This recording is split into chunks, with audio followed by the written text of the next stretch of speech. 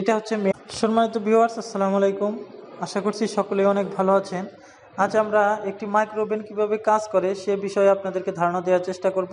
তো একটি মাইক্রো ওভেনের হার্ট কিন্তু হচ্ছে ম্যাগনেট্রন। আমাদের এই পাশে যেটা দেখতে পাচ্ছেন এটা হচ্ছে মূলত ম্যাগনেট্রন। এই ম্যাগনেট্রনকে হাই ভোল্টেজ সাপ্লাই দিলেই এই ম্যাগনেট্রনের ভিতর থেকে যে ইলেকট্রন বের হয় সেই ইলেকট্রনটা আমাদের খাবারের উপরে পড়ে মূলত খাবার গরম হয়। এটা হচ্ছে মেন বিষয়।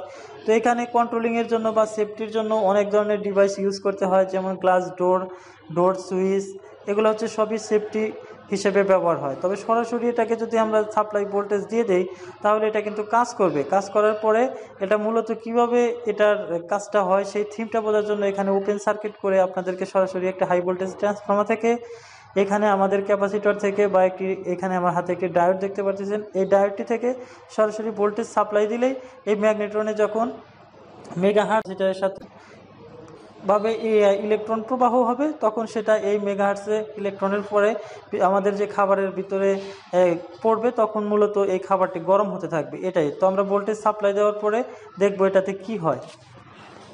তো আসলে এখানে ভোল্টেজ সাপ্লাই দেওয়ার পরে আসলে এখানে তেমন কিছু হচ্ছে না, কারণ হচ্ছে যে এখানকার ট্রান্সফর্মার থেকে এই ডায়োডটি হয়ে ক্যাপাসিটারের সাথে যে প্যারালাল সংযোগ আছে এটার মাধ্যমে আসলে কাজটা স্বয়ংসম্পূর্ণ হচ্ছে না।